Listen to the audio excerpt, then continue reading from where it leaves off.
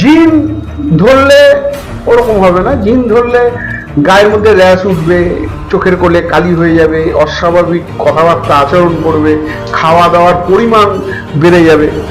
এরকম বিভিন্ন ক্যাটাগরি আছে। যেমন পেতনি, পেতনি যদি ধরে সে গোটা গোটা মাছ খেয়ে নেবে, কাঁচা মাছ, ঠিক আছে।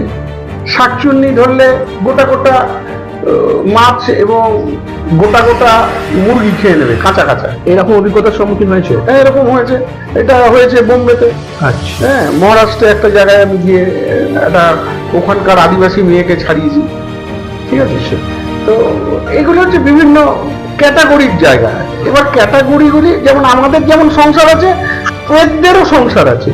প্রেতরাও সবসময় একসাথে থাকতে ভালোবাসে। তবে হিউম্যানের সাথে প্রেতদের পার্থক্য কোথায়?